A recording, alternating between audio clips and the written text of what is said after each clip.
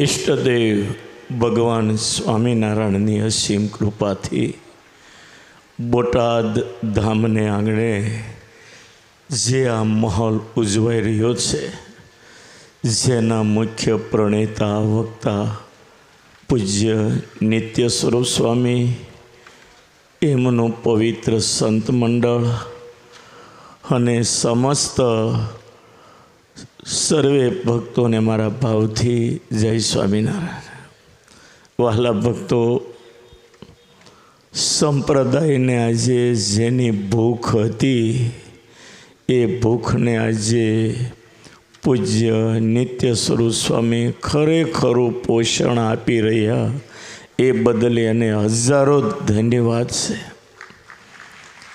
આપણા સંપ્રદાયની રીત છે, ગઢપુરમાં કોઈ સારા સંત દેખાય તો લોકો એવું કહે કે આ ગઢડા મંદિરનું ઘરેણું છે.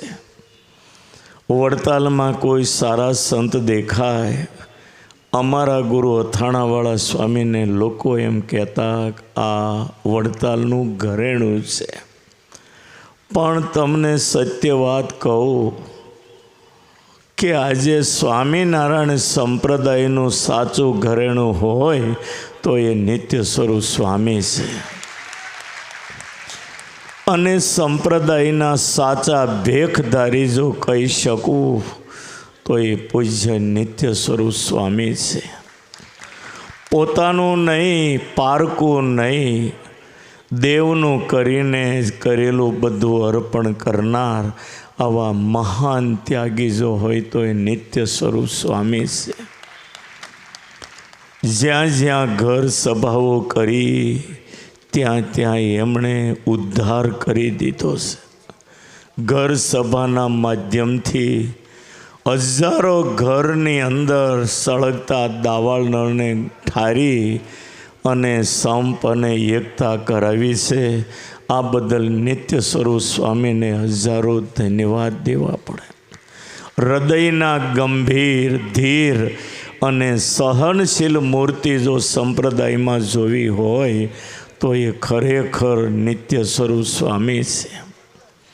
આટલી મિલકતો ઊભી કરી, જગન્નાથપુરીનું મંદિર હોય, સરદારનું મંદિર હોય કે બોટાદનું મંદિર, સર્વજે ગોપીનાથજી મહારાજના શરણમાં અર્પણ કરી દેવું કે વડતાલ દેશમાં કરેલી મિલકત લક્ષ્મીનારાયણ દેવને અર્પણ કરી દેવી અને જૂનાગઢમાં ક્યાંય પણ મંદિરો કર્યા હોય તો એ રાધારમણ દેવને અર્પણ કરી દેવા. આ સેવા કોઈ સામાન્ય સેવા નથી.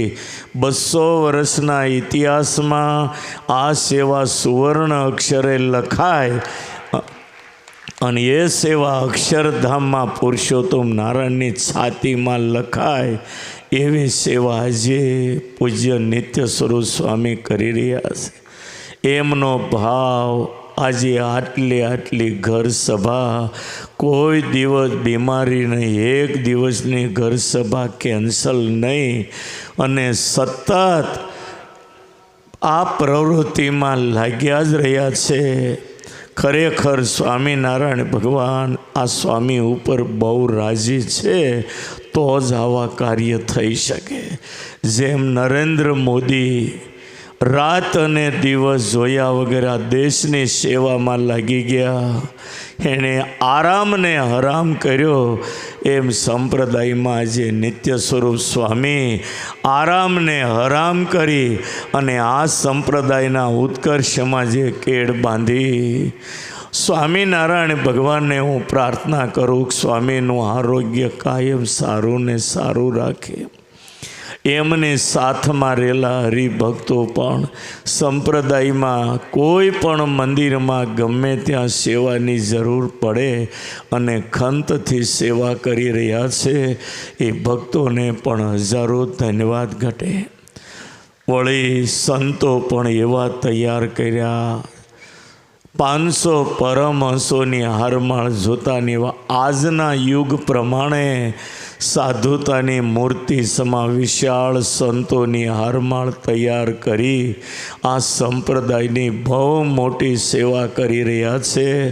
અને એમાંય આજે બોટાદના મંદિરનો કેવો જીર્ણોદ્ધાર, કાયા પલટ કરી નાખી.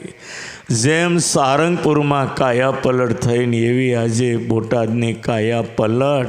એ તો ઠીક છે, પણ જે ગોપીનાથજી મહારાજને આ મંદિર સમર્પિત કરાયું એ આ સંપ્રદાયની બહુથી મોટામાં મોટી સેવા છે. વડતાલવાસી લક્ષ્મીનારાયણ દેવ, હરિકૃષ્ણ મહારાજ, ગોપીનાથજી મહારાજ અને સારંગપુરમાં બિરાજતા કષ્ટભંજન દેવના શરણોમાં હું હૃદયથી પ્રાર્થના કરું, પૂજ્ય નિત્ય સ્વરૂપ સ્વામીનું આરોગ્ય ખૂબ સારું રાખે અને આ સંપ્રદાયની ખૂબ ખૂબ સેવા કરે.